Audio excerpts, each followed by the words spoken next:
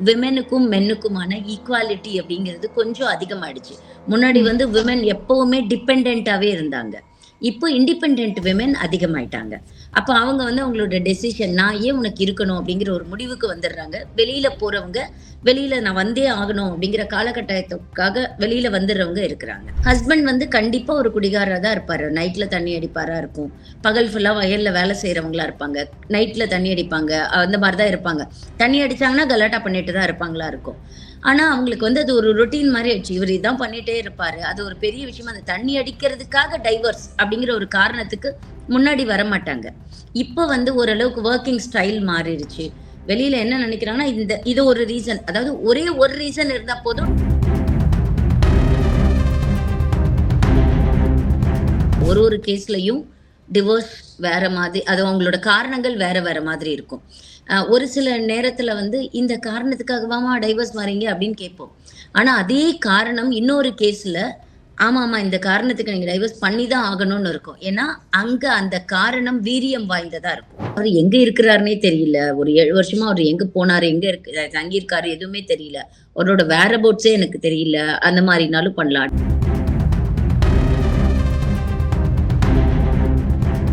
கல்யாணம் செல்லுபடியாகும்போது, அதாவது முதல் கல்யாணம் நிலுவையில இருக்கும்போது, ஆல்ரெடி அது ஒரு எக்ஸிஸ்டிங் மேரேஜ் இருக்கும்போது, இன்னொருத்தர போய் அவர் கல்யாணம் பண்ணிக்கிறது. அது ம். பைகாமிக்குள்ளார வரும். ஆக்சுவலி பைகாமி இன்னுமே அஃபென்ஸா இருக்கு. பட் அடல்ட்ரி வந்து இட்ஸ் நாட் அ அஃபென்ஸ் அதுல. பட் அந்த சட்டம் எடுக்கப்பட்டதுக்கான காரணம் வேற. நெறைய பேரு சோசியல் மீடியா இருக்கிறதுனால, Instagram சேட்டு, மெசஞ்சர்ல இருக்கிற சேட்ஸு, இல்ல எங்கேயோ அவரோட Instagramல போட்டிருக்க ஃபோட்டோஸு, அண்ட் இப்ப நீங்க ஃபோன்ல எல்லாம் ஸ்டோர் பண்ணியிருப்பாங்க. ஏதோ ஒரு இமெயில் ஐடி கனெக்ட் ஆன உடனே அவரோட இமெயிலுக்கு இந்த எல்லா ஃபோட்டோஸும் போயிடுறது. அதுலருந்து அவங்க எடுத்துட்டு வர்றது, அண்ட் ஹேக் பண்ணி எடுத்துட்டு வர்றதுன்னு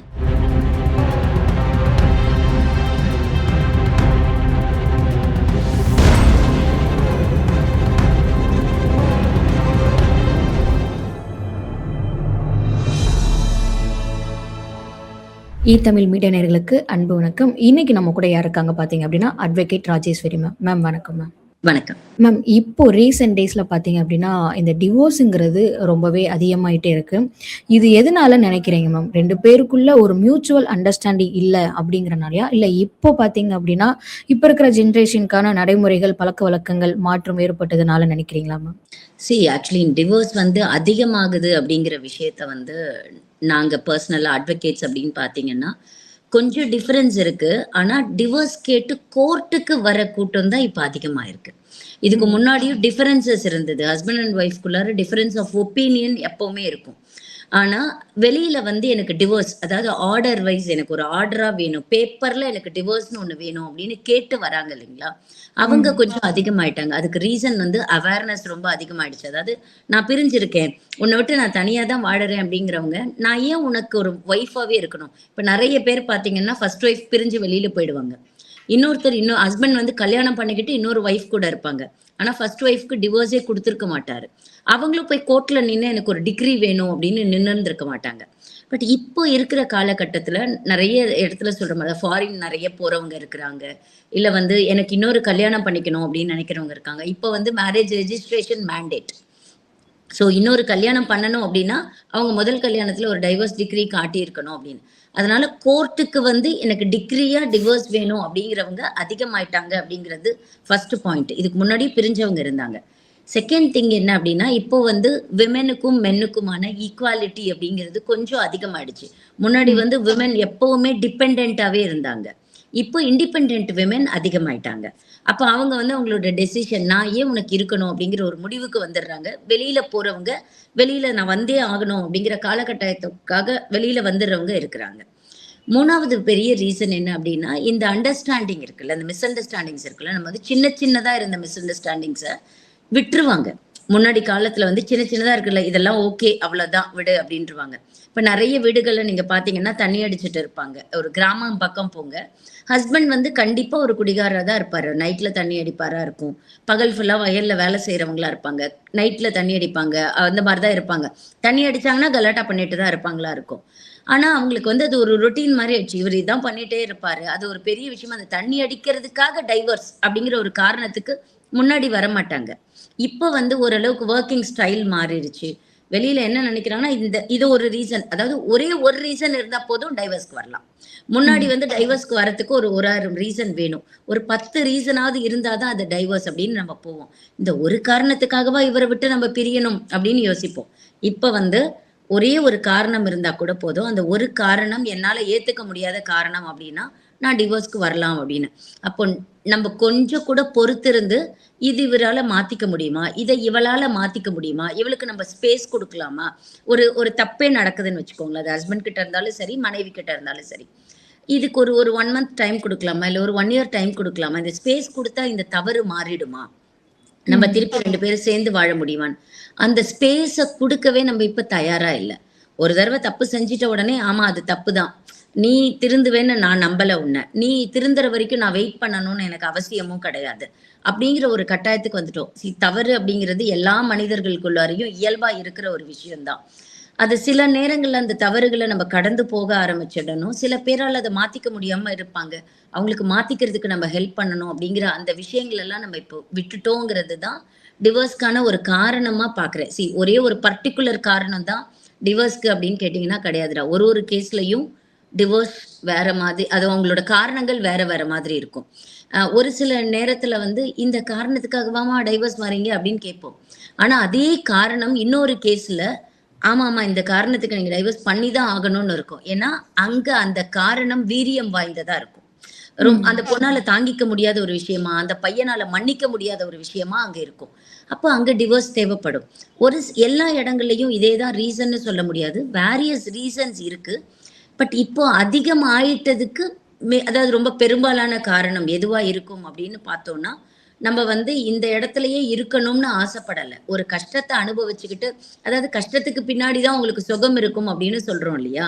அத நம்ம இப்போ ஒத்துக்கிறது இல்ல. நான் ஏன் கஷ்டப்பட்டுட்டு ஒரு சுகத்த அனுபவிக்கணும்? எனக்கு இங்கவே ஏற்கனவே ஒரு சுகம் இருக்கு. அப்படிங்கும்போது நான் இந்த கஷ்டத்த ஏத்துக்கிறதுக்கு தயாரா இல்ல. நம்மளுக்கு இப்ப வந்து எதையுமே தாங்கிக்கிற மனசு ரொம்ப கம்மியாயிட்ட மாரி நான் ஃபீல் பண்றேன். அதாவது என்னன்னா, இது ஒரு ஒரு சின்ன சின்ன வலி இருக்கும் இல்லையா? நீங்க ஒரு ஃபார் எக்ஸாம்பிள் என்னன்னா, இந்த பிரசவ வலிங்கிறது ரொம்ப கொடுமையானது. உலகத்திலேயே ரொம்ப மோசமானது. ஆனா, அந்த வலிய கடந்தா தான் அந்த குழந்தைய நம்ம பெத்தெடுக்க முடியும். ஆனா, நம்ம இப்ப நெறைய பேர் எப்படி நெனைக்கிறோம் அப்படின்னா, அதெல்லாம் ரொம்ப வலியா இருக்குமா, அதுக்கு நம்ம பெட்டர் சி செக்ஷன் போயிடலாம். இப்போ ஒரு ஒய்ஃப்க்கு டிவோர்ஸ் வேணும்னு சொல்லிட்டு ஃபர்ஸ்ட்டு அவங்க தான் அப்ரோச் பண்றாங்க அப்படிங்கிறப்போ, ஸோ அந்த ஒய்ஃப் என்ன மாரி ஸ்டெப் பை ஸ்டெப் என்ன மாரி இதெல்லாம் அவங்க அப்ரோச் பண்ணணும் அட்வொகேட்ட அண்ட் என்ன மாரி ஸ்டெப்ஸ்லாம் அவங்க ஃபாலோ பண்ற மாரி இருக்கும் மேம்? டிவோர்ஸ் அப்படிங்கிறது எய்தர் அவங்களோட ஃபேமிலி கோர்ட்லயோ, இல்ல அவங்க இருக்கிற வீட்டுக்கு பக்கத்துல இருக்கக்கூடிய சப் கோர்ட்லயோ ஃபைல் பண்ணலாம்டா.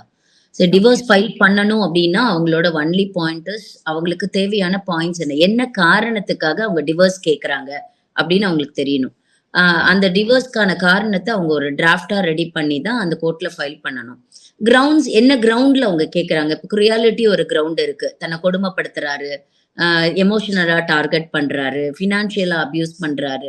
இந்த மாரி காரணங்களுக்காக அவங்க கிரியாலிட்டி கிரவுண்ட்ல கேட்கறாங்கன்னா கேட்கலாம். இம்பார்ட்டன்சி ஒரு கிரவுண்ட் இருக்கு. அவருக்கு வந்து குழந்தை பொறக்கறதுக்கான வாய்ப்பே இல்ல. அவருக்கும் இவங்களுக்கும் ஒரு கம்பேட்டபிலிட்டி சரியா இல்ல அப்படின்னு சொன்னா, அந்த கிரவுண்ட்லயும் அவங்க கேட்கலாம். அதர்வைஸ் அவரு எங்க இருக்கிறாருன்னே தெரியல. ஒரு 7 வருஷமா அவரு எங்க போனாரு, எங்க தங்கியிருக்காரு எதுவுமே தெரியல. அவரோட வேர் அபவுட்ஸே எனக்கு தெரியல. அந்த மாரினாலும் பண்ணலாம். டெசர்ஷன் இந்த மாரி என்ன கிரவுண்ட்ல வேணும்னாலும் அவங்க போட்டுக்கலாம். என்ன கிரவுண்ட்ல அவங்க போடுறாங்கங்கிறத முடிவு பண்ணிட்டு ஒரு பெட்டிஷன் ரெடி பண்ணணும். அவங்க பக்கத்துல இருக்க சப் கோர்ட் இல்லன்னா ஃபேமிலி கோர்ட். ஃபேமிலி கோர்ட்டா இருந்தது அப்டின்னா, அவங்க பார்ட்டியின் பெர்சனா மட்டும் தான் அப்பியர் ஆக முடியும் கோர்ட்ஸ்ல. சப் கோர்ட்டா இருந்ததுன்னா, அவங்க ஒரு அட்வொகேட்ட என்கேஜ் பண்ணலாம். அப்பயும் அவங்க அங்க போய் நடத்தலாம். கிரவுண்ட்ஸ் ரெடி பண்ணிக்கணும். அவங்களுக்கோட மேரேஜ் இன்விடேஷன் வேணும். அவங்களோட மேரேஜ் ரெஜிஸ்ட்ரேஷன் ஆயிருந்தது அப்டின்னா, அந்த சர்டிஃபிகேட் வேணும். அவங்களோட மேரேஜ் ஃபோட்டோ வேணும். அவங்களோட அட்ரஸ் ப்ரூஃப் எந்த இடத்துல அவங்க குடியிருக்காங்கன்னு. குழந்தைங்க இருந்தாங்க அப்டின்னா, குழந்தைங்களோட டீட்டெயில்ஸ், அவங்களோட பர்த் சர்டிஃபிகேட். இதெல்லாம் தான் அவங்களுக்கு தேவையான டாக்குமெண்ட்ஸு. இந்த டாக்குமெண்ட்ஸ் எல்லாம் வச்சுட்டு அவங்க ஒரு டிராஃப்ட் ரெடி பண்ணி கோர்ட்ல ஃபைல் பண்ணலாம். அட்வொகேட்டோட அசிஸ்டன்ஸ் தான் இருக்கணும்னு எந்த கோர்ட்லயும் அவசியம் இல்ல. பார்ட்டி இன் பெர்சனா கூட அவங்க ஃபைல் பண்ணலாம். அவங்களே அவங்க கேஸ் நடத்தலாம். இருந்தாலும் ஒரு பர்ட்டிகுலர் ப்ரொவிஷன் என்ன சொல்லுது? இப்ப ஃபார் எக்ஸாம்பிள் ஏதோ ஒரு பெட்டிஷன் போடணும். இல்ல ஏதோ ஒரு கவுண்டர் போடணும். ஒரு ரிஜெக்ட் த பிளைண்ட் மாரி ஒரு பெட்டிஷன் போடணும். இல்ல விசிட்டிங் ரைட் கேட்டு பெட்டிஷன் போடணும்னா, அந்த பர்ட்டிகுலர் ப்ரொவிஷன்ஸ் ஆஃப் லா எந்த சட்டத்தின் கீழ, எந்த ப்ரொவிஷன் ஆஃப் லா கீழ அவங்க அந்த விஷயத்த கேட்குறாங்க, அந்த ரெமெடிய கேட்குறாங்க அப்படின்னு அவங்களுக்கு பர்ட்டிகுலரா தெரியாது. அப்போ அந்த ப்ரொவிஷன் ஆஃப் லாக்கெல்லாம் ஒரு அசிஸ்டன்ஸ் எடுத்துக்கலாம். ஒரு ம். அட்வொகேட் கிட்ட இருந்து எது வழியா போடலாம். அதுக்காக தான் ஒரு அட்வொகேட்டோட அசிஸ்டன்ஸ் வேணும்னு சொல்றது. பட் ஃபேமிலி கோர்ட்ஸ்ல பார்ட்டி இன் பெர்சனாவே அவங்க அப்பியர் ஆகலாம். பக்கத்துல இருக்க சப் கோர்ட்டோ அல்லது ஃபேமிலி கோர்ட்லயோ அவங்க அப்ரோச் ஆகி அவங்களோட டைவர்ஸ வாங்கிக்கலாம். ஓகே. இப்போ அதே மாரி நீங்க சொன்ன மாரி இப்போ ஹஸ்பண்டுக்கு இல்லீகலா செகண்ட் ஒய்ஃப் இந்த மாரி இருக்காங்க அப்படிங்கிறப்போ, ஸோ அது வந்து இப்ப எந்த ஒரு ப்ரூஃபும் அவங்க கிட்ட ஒய்ஃப் கிட்ட ஃபர்ஸ்ட் ஒய்ஃப் கிட்ட இல்ல. இந்த மாரி ப்ராப்ளம் இருக்குங்கிறது ப்ரூஃப் இல்லாம அத நிரூபிக்க முடியுமா? உங்களுக்கு சாதகமா முடிக்க வாய்ப்பு இருக்கா மேம்? இப்போ வந்து அடல்ட்ரி அப்படிங்கிறது வந்து ஒரு கிரவுண்ட் கிடையாது ஃபார் அன் அஃபென்ஸ். ம். But adultery is a ground for divorce. இப்போ டிவோர்ஸ் வேணும், அவர் இன்னொருத்தர் கூட வாழ்றாரு அப்படிங்கிறத அவங்க சொல்லி என்னால ஏங்க சார் அவர் வேற ஒருத்தர் கூட போய் வாழ்றாரு, நான் எதுக்காக அவர் கூட வாழணும்? எனக்கு அவர் கூட வாழணுங்கிற எந்த நிர்பந்தமும் கிடையாது. நான் வெளியில போறேன், எனக்கு டைவர்ஸ் குடுங்க அப்படின்னு கேட்கறதுக்கு அவங்களுக்கு ரைட் இருக்கு. அதுக்கு ஒரு காரணமா அவங்க அடல்ட்ரிய அவங்க காட்டலாம். சி பைகாமிக்கும் அடல்ட்ரிக்குமான வித்தியாசம் என்ன அப்படின்னா, அடல்ட்ரி வந்து கல்யாணம் ஆயிட்டு அதாவது செகண்டா ஒருத்தர் கூடயும் கல்யாணம் ஆகாம அவர் கூட ஒரு உறவுல இருக்கிறாருன்னு வச்சுக்கோங்களேன். அப்ப அது நீங்க அடல்ட்ரி அதாவது இல்லீகல் அஃபேர் அதெல்லாம் அவங்க சொல்லலாம். பைகாமி அப்படிங்கிறது முதல் கல்யாணம் செல்லுபடியாகும்போது, அதாவது முதல் கல்யாணம் நிலுவையில இருக்கும்போது ஆல்ரெடி அது ஒரு எக்ஸிஸ்டிங் மேரேஜ் இருக்கும்போது, இன்னொருத்தர போய் அவர் கல்யாணம் பண்ணிக்கிறது. அது ம். பைகாமிக்குள்ளார வரும். ஆக்சுவலி பைகாமி இன்னுமே அஃபென்ஸா இருக்கு. பட் அடல்ட்ரி வந்து இட்ஸ் நாட் அ அஃபென்ஸ் அதுல. பட் அந்த சட்டம் எடுக்கப்பட்டதுக்கான காரணம் வேற. ஏன்னா, அது வந்து கம்ப்ளைண்ட் வந்து ஒய்ஃப் மட்டும் தான் குடுக்க முடியும்னு இருந்தது. ஒரு ம். ஹஸ்பண்ட் வந்து ஒரு ஒய்ஃப்க்கு அடல்ட்ரி இருக்கு அப்டின்னா, அவர் கம்ப்ளைண்ட் குடுக்க முடியாது. அப்போ அங்க ஒரு டிஸ்கிரிமினேஷன் இருக்குன்னு அப்டிங்கிறதுனால, அது வயலேஷன் ஆஃப் கான்ஸ்டிடியூஷன் அந்த ஆக்ட் அந்த ப்ரொவிஷன வந்து இப்ப எடுத்தாச்சு. பட் இப்போ அடல்ட்ரிய கிரவுண்டா ப்ரூவ் பண்ணணும் அப்படின்னு நினைக்கிறாங்க அப்படின்னா, எல்லாத்துக்கும் இவங்க போய் நின்னு, பக்கத்துல நின்னு ப்ரூஃப் எல்லாம் எடுத்துக்கிட்டு வர முடியாது. அவங்கள ம். ஃபாலோ பண்ணி அவங்களோட ஃபோட்டோகிராஃப்ஸ் அவங்க எங்க போறாங்களோன்னு. எவிடன்ஸஸ் இருந்தது அப்படின்னா, இந்த காலகட்டத்துல இப்ப நாங்க பார்க்கிறது என்னன்னா, நெறைய பேரு சோசியல் மீடியா இருக்கிறதுனால, Instagram சேட்டு, மெசஞ்சர்ல இருக்கிற சேட்ஸு, இல்ல எங்கேயோ அவரோட Instagramல போட்டிருக்க ஃபோட்டோஸு, அண்ட் இப்ப நீங்க ஃபோன்ல எல்லாம் ஸ்டோர் பண்ணியிருப்பாங்க. ஏதோ ஒரு இமெயில் ஐடி கனெக்ட் ஆன உடனே அவரோட இமெயிலுக்கு இந்த எல்லா ஃபோட்டோஸும் போயிடுறது. அதுலருந்து அவங்க எடுத்துட்டு வர்றது, அண்ட் ஹேக் பண்ணி எடுத்துட்டு வர்றதுன்னு, இப்ப ஆல்மோஸ்ட் நெறைய பேர் வந்து ப்ரூஃபோட தான் வராங்க. அவங்க கையில ம். ஏதோ ஒரு ப்ரூஃப் இருக்கு. எய்தர் ஒரு வாட்ஸ்அப் சேட்டு, இல்ல வந்து ஏதோ ஒரு ஃபோட்டோகிராஃப்ஸ் எங்கேயாவது அவங்க போய் தங்கினதுக்கான நெறைய பேர்லாம் வந்து என்னன்னா, இந்த ஹோட்டல் பில்ஸ் எல்லாம் எடுத்துன்னு வருவாங்க. இந்த ஹோட்டல்ல போய் அவங்க ஸ்டே பண்ணியிருக்காங்க அந்த மாரிலாம். ஒவ்வொருத்தரும் அவங்கவங்களோட ஐடியாலஜிஸ்க்கு தகுந்த மாரி ப்ரூஃப் எடுத்துட்டு வராங்க. இப்ப சில பேர்கிட்ட அப்படி ஒரு காரணம் இருக்காது. அப்புறம் கையில வந்து ப்ரூஃபா இருக்காது. அப்ப அவங்க என்ன பண்ணுவாங்கன்னா, அது ஒரு அலிகேஷனா தான் சொல்லுவாங்க கோர்ட்ல. இருக்குங்க இவரு இன்னொருத்தர் கூட இவரு வாழறாரு. அதனால எனக்கு டிவோர்ஸ் வேணும் அப்படின்னு கேட்பாங்க. எல்லா எவிடன்ஸுக்கும் டாக்குமெண்டரி ப்ரூஃபே தான் இருக்கும்னு சொல்ல முடியாது. ஓரல் எவிடன்ஸஸ் இருக்கும். ஓரலா இப்ப நீங்க வந்து கோர்ட்ல சீஃப் எக்ஸாமினேஷன், கிராஸ் எக்ஸாமினேஷன்ஸ் அதெல்லாம் இருக்கும். இப்ப எய்தர் ஒய்ஃப் சீஃப் எக்ஸாமினேஷன் அப்போ, "சார் இதுக்கு எனக்கு ஆதாரம் இல்ல. ஆனா அவர் இன்னொருத்தர் கூட தொடர்புல இருக்காருங்கிறது எனக்கு தெரியும்." அப்படின்னு அவங்க சொல்லலாம். ஆர் ஒரு ஹஸ்பண்ட் வந்து, "சார் எனக்கும் பெரிய ஆதாரம் இல்ல. ஆனா அவங்களுக்கு ஒரு தொடர்புல இருக்குங்கிறது எனக்கு இந்தந்த விஷயங்கள்னால நான் தெரிஞ்சுக்கிட்டேன். இப்படி ஒரு சம்பவம் நடந்தது. இந்த சம்பவத்தின் மூலமா அவங்களுக்கு இப்படி ஒரு தொடர்புல இருக்காங்கங்கிறத நான் தெரிஞ்சுக்கிட்டேன்றத அவங்க ஓரல் எவிடன்ஸா கோர்ட்ல குடுக்கலாம். அதுக்கப்புறம் கிராஸ் எக்ஸாமினேஷன் இருக்கும். இப்போ எதிர்த்தரப்பு வக்கீல் வந்து கிராஸ் எக்ஸாமின் பண்ணுவாங்க. கிராஸ் எக்ஸாமினேஷன் மூலமா அந்த பொண்ணோட வாயிலருந்து நம்ம சில உண்மைகள கொண்டு வரலாம். அந்த மாதிரி இல்ல பையனோட வாயிலருந்து சில உண்மைகள நம்ம வெளியில கொண்டு வரலாம். இந்த மாரி ஒரு பர்ட்டிகுலர் விஷயத்துக்கு டாக்குமெண்டரி ப்ரூஃப் தான் இருக்கணும் அப்படின்னு அவசியம் கிடையாது. எய்தர் அவங்ககிட்ட ஓரல் எவிடன்ஸ் இருக்கணும், ஆர் ஒரு டாக்குமெண்டரி எவிடன்ஸ் இருக்கணும். இதெல்லாம் ப்ரூவ் ஆனா, அந்த ப்ரூஃப் பேஸ் பண்ணி ஒரு ஜட்ஜ்மென்ட் கிடைக்கும். இப்போ இது ம். வந்து ஆமா நிரூபணம் ஆயிடுச்சு கோர்ட்ல. இவங்களுக்கு இன்னொருத்தர் கூட உறவு இருந்தது அப்படிங்கிறது, எந்த விதமான சந்தேகத்திற்கும் அப்பாற்பட்டு நிரூபணம் ஆயிடுச்சுன்னு வச்சுக்கோங்களேன். அப்ப அந்த கிரவுண்ட் கீழ உங்களுக்கு டிவோர்ஸ் கிடைக்கும். ஆனாலும் கூட இதெல்லாம் கிரவுண்ட்ஸ் ஆஃப் டிவோர்ஸஸ் தான் உங்களுக்கு. பட் வேணாம் எனக்கும் உனக்கும் எந்த விதமான பிரச்சனையும் வேண்டாம். நீ தனியா போன்னு சொன்னீங்கன்னா, நீங்க மியூச்சுவல் கன்சென்ட்லயே டிவோர்ஸ் வாங்கிக்கலாம். இப்ப மியூச்சுவல் கன்சென்ட் டிவோர்ஸ்ல இருக்கிற மிகப்பெரிய பலம் என்ன அப்டின்னா, எந்த ஹஸ்பண்டும் ஒய்ஃப் மேல தனிப்பட்ட தாக்குதல் வைக்காம, அதே மாதிரி ம். ஒய்ஃப் ஹஸ்பண்ட் மேல எந்த தனிப்பட்ட தாக்குதலும் வைக்காம, நாங்க எங்க 2 பேருக்கும் கல்யாணம் ஆச்சு. நாங்க 2 பேரும் சேர்ந்து வாழ்ந்தோம். எங்களுக்கு சோ அண்ட் சோ குழந்தைங்க இருக்காங்க. ஆனா இப்ப எங்க 2 பேருக்கும் ஒத்து போகல. தினம் சின்ன சின்னதா நெறைய சண்டைகள் வந்துகிட்டே இருக்கு. நாங்க 2 பேருமே ஒரு மனசளவுல எந்தவித நிம்மதியும் இல்லாம இங்க வாழ்ந்துட்டு இருக்கோம். அதனால எதுக்கு நிம்மதி இல்லாம ஒரு வாழ்க்கைய 2 பேரும் சேர்ந்து வாழணும். தனித்தனியா இருந்து நாங்க நிம்மதியா வாழறதுக்கு முயற்சி பண்றோம். அப்படின்னு நினைச்சு அவங்க 2 பேரும் சேர்ந்து அந்த மனுவை கொடுத்து மியூச்சுவல் கன்சென்ட்ல கூட அவங்க டைவர்ஸ் வாங்கிக்கலாம். அப்ப அவங்களுக்கு உரிய உரிமைகள் என்னென்ன அவங்க டேர்ம்ஸ் அண்ட் கண்டிஷன்ஸ் அரைவ் பண்றாங்கங்கிறது அந்த மியூச்சுவல் கன்சென்ட் பெட்டிஷன்லயே நீங்க போட்டுக்கலாம். ஃபார் எக்ஸாம்பிள் இப்ப குழந்தைங்க இருக்காங்கன்னா, குழந்தைங்க யார்கிட்ட இருக்க போறாங்க, யார் ம். அவங்களோட செலவுகள் எல்லாம் பாத்துக்க போறாங்க, அந்த செலவுகளை எல்லாம் யார் யார் எப்படி எப்படி பேர் பண்ணிக்க போறாங்க, இல்ல வந்து குழந்தைங்களை யார் வந்து எப்ப பாப்பாங்க, விசிட்டிங் ரைட்ஸ் இருக்கா, இன்ட்ரம் கஸ்டடி இருக்கா, இல்ல அந்த அம்மாக்கு மெயின்டெனன்ஸ் இருக்கா, ஏதாவது ப்ராப்பர்ட்டிஸ் இருந்தா அந்த ப்ராப்பர்ட்டிஸ் எப்படி செட்டில் பண்ணிக்கிறாங்க, இது எல்லா டேர்ம்ஸ் அண்ட் கண்டிஷன்ஸையும் அவங்க அரைவ் பண்ணி அந்த மியூச்சுவல் கன்சென்ட் பெட்டிஷன்லயே அவங்க போட்டுக்கலாம். இது ஓகே. சுமூகமா பிரியறது. மியூச்சுவல் கன்சென்ட் அப்படிங்கிறது நான் உன்னை சங்கடப்படுத்தாம, நீ என்ன சங்கடப்படுத்தாம, நம்ம 2 பேரும் சுமூகமா பிரிஞ்சுட்டு போலாம். நெறைய குறைபாடுகள் இருக்கும், நெறைய பிரச்சனைகள் இருக்கும். அதெல்லாம் எங்கேயுமே சொல்லாம, சரி ஓகே உனக்கும் எனக்கும் ஒத்து வரல, நீ தனியா போ, நான் தனியா போறேன். இது மியூச்சுவல் கன்சென்ட். கண்டெஸ்டட் டிவோர்ஸ் அப்படின்னு நீங்க போனீங்கன்னா, கண்டிப்பா யாரு டிவோர்ஸ் கேட்கறாங்களோ, அவங்க அவங்க மேல பயங்கரமான குற்றச்சாட்டுகள வைப்பாங்க. அதே மாதிரி அவரும் வந்து இவங்க மேல பயங்கரமான குற்றச்சாட்டுகள் வைப்பாங்க. அப்புறம் கோர்ட் அத ஹியர் பண்ணி, எது எதெல்லாம் ப்ரூவ் பண்ணப்பட்டிருக்கோ, எது எதெல்லாம் நிரூபிக்கப்பட்டிருக்கோ கோர்ட் முன்னாடி, அந்த கிரவுண்ட்ஸ் கீழ டிவோர்ஸ் குடுப்பாங்க. மேம் இப்போ அதே மாரி, இப்போ ஹஸ்பண்ட் வந்து லீகலா ஒய்ஃப்க்கு டிவோர்ஸ் அப்ளை பண்ணல, டிவோர்ஸும் கிடைக்கல. அந்த டைம்ல அவங்க ஹஸ்பண்டுக்கு வேற ஒரு பொண்ணு கூட தொடர்புல இருக்காங்க அப்படிங்கிறப்போ, அது என்ன மாரி இருக்கும் மேம்? அண்ட் அது பார்த்தீங்க அப்படின்னா, அந்த ப்ரூஃப் எதுவும் அவங்க ஒய்ஃப் கிட்ட இல்ல அப்படிங்கிறப்போ, அவங்களுக்கு சாதகமா முடியறதுக்கு இது வாய்ப்பு இருக்கா? அந்த ப்ராப்பர்ட்டி ரைட் குழந்தைங்களுக்கு பேரண்ட்ஸ் மேல இருக்கிற ரைட் செப்பரேட். அத வந்து நீங்க இந்த டிவோர்ஸ் கூட மிக்ஸே பண்ணிக்க கூடாது. ம். டிவோர்ஸ் பொறுத்த வரைக்கும் 2 பேருக்கு நடுவுல நடந்த திருமணத்தை முறிக்கிறோம். அது டிசால்வ் பண்றோம் அந்த மேரேஜ. ஸோ டிவோர்ஸ் ஒரு செப்பரேட் ரைட், ஒரு செப்பரேட் ரெமெடி. இத தாண்டி ஒரு மனைவி அவங்க ஒரு இண்டிபெண்டன்ட்டா இல்லன்னு வச்சுக்கோங்களேன். அவங்க எல்லாத்துக்குமே ஹஸ்பண்ட சார்ந்து தான் இருக்கிறாங்க. அவரு குடுக்குற பணத்துல தான் அவங்க அதுக்கு முன்னாடியும் வாழ்ந்திருக்காங்க. இதுக்கு அப்புறமும் அவங்களுக்கு இன்கம் ரைஸ் பண்றதுக்கு எந்த விதமான வழியுமே இல்ல, வழிமுறையுமே இல்ல. அப்ப அவங்க யாரையாவது ஒருத்தவங்கள சார்ந்து தான் இருக்கணும் அப்படின்னா, அப்ப ஹஸ்பண்ட் அந்த ஒய்ஃப்க்கு மெயின்டெனன்ஸ் குடுக்க கடமைப்பட்டவர். சோ அத ம். மாதாந்திர ஜீவனாம்சமாவும் அவங்க குடுக்கலாம். இல்ல நாங்க பிரியிறோங்கிற பட்சத்துல நான் வந்து ஒரு தொகை ஒரு ஒன் டைம் செட்டில்மென்ட் நான் குடுத்துட்டு, நான் குடுத்துடுறேன் ஒன் டைம் செட்டில்மென்ட்டா உனக்கு. நான் தனியா போயிடுறேன். நான் மாசம் மாசம் உனக்கு குடுக்கணுங்கிற கமிட்மெண்ட் எனக்கு கிடையாது. நீ இந்த ஒரு தடவ உனக்கு நான் குடுக்குற இந்த ஒன் டைம் செட்டில்மென்ட்ட வச்சுட்டு நீ உன்னோட வாழ்க்கைய பார்த்துக்கணும்.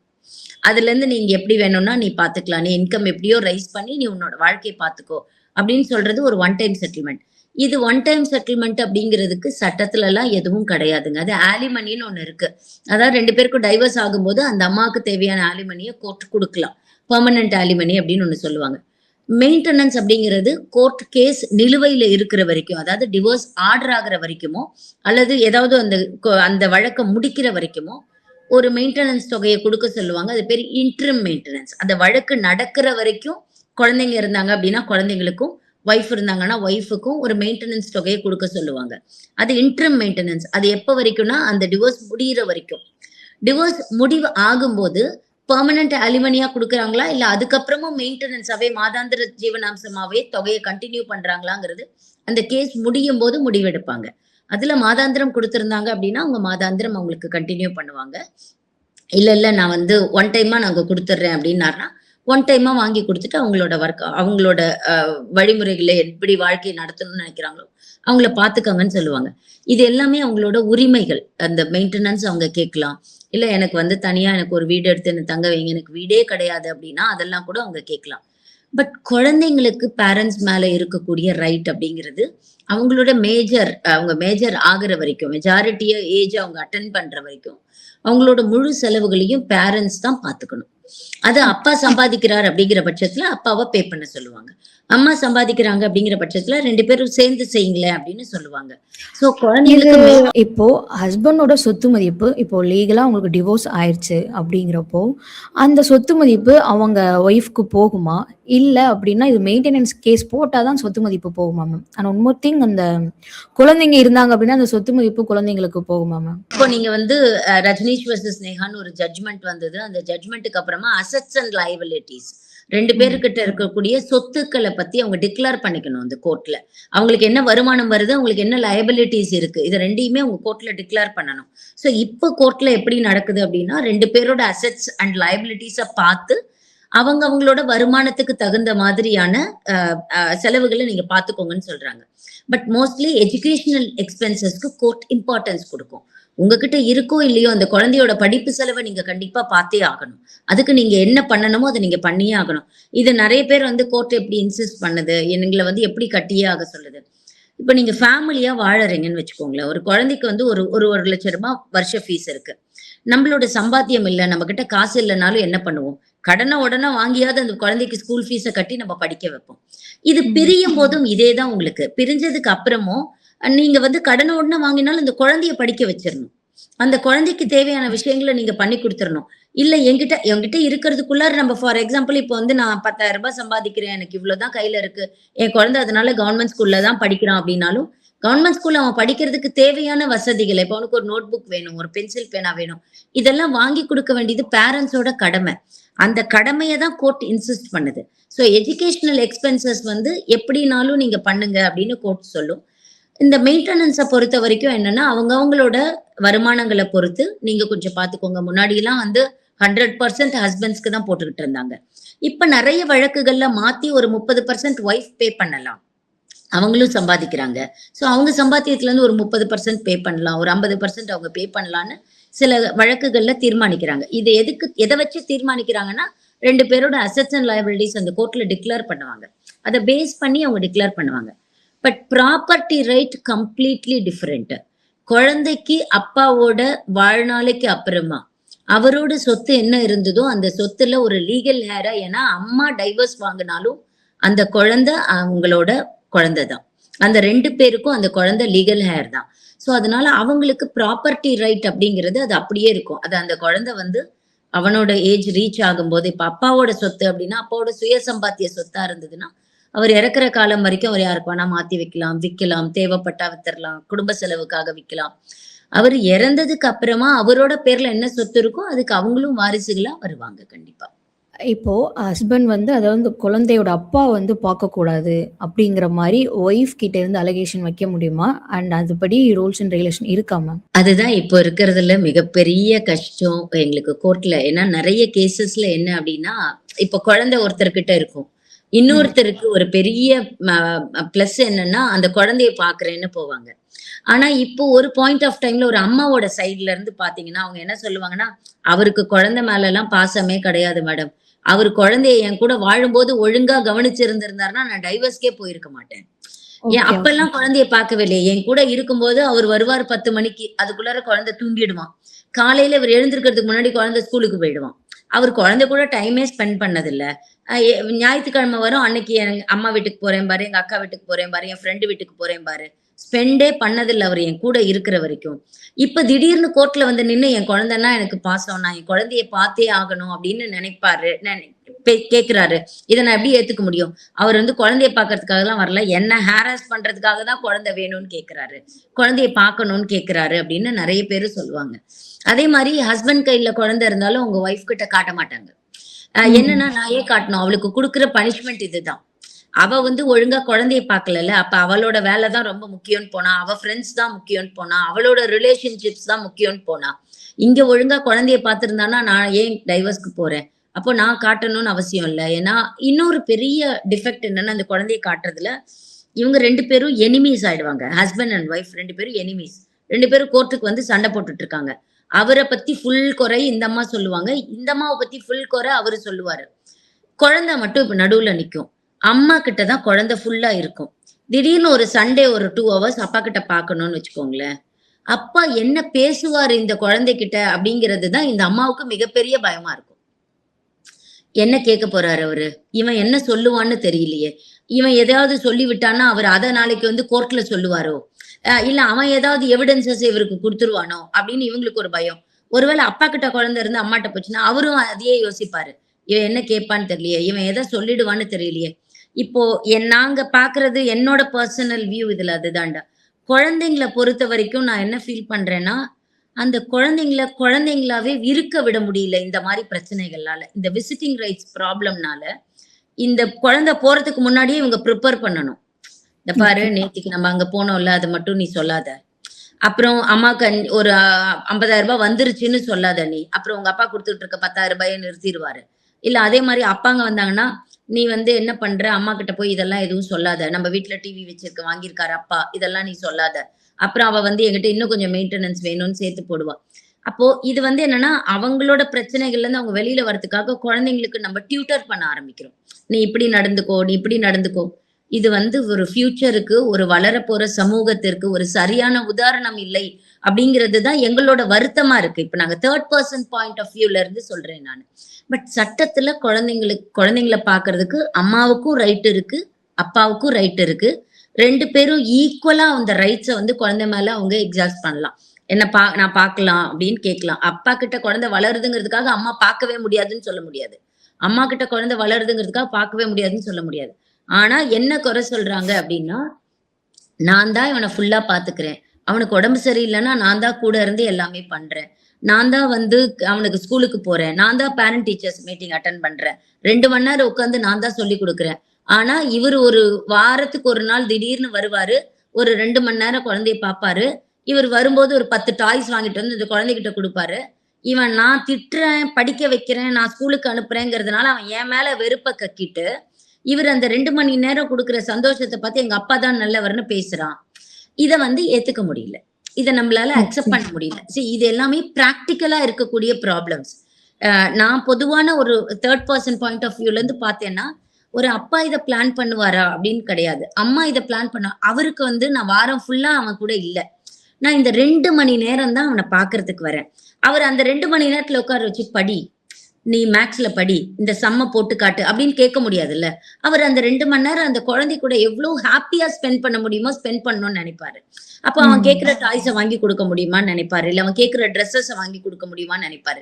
இன்டென்ஷனலா புல் பண்ணணும்னு யாருமே நெனைக்கிறது இல்லன்றது தான் என்னோட பாயிண்ட் ஆஃப் வியூல இருந்து. அந்த அம்மா கிட்ட இருந்து அவன எப்படியாவது மனச மாத்தி நம்ம பக்கம் இழுத்துறணும்னு. ஒரு சில பர்ட்டிகுலர் கேஸஸ்ல இருக்கும். என்னன்னா, இந்த குழந்தை அங்க இருக்கிறதுனால தானே நான் மெயின்டனன்ஸ் குடுக்குறேன். குழந்தைக்காக தானே மெயின்டனன்ஸ் பே பண்ண ம். சொல்றோம். இந்த குழந்தையும் என்கிட்ட வந்துட்டான்னா மெயின்டனன்ஸ் ஸ்டாப் ஆயிடும்ல. அவளுக்கு நம்ம குடுக்க வேண்டிய அவசியம் இல்லல்லன்னு சில கேஸஸ்ல நெனைக்கிறது உண்டு.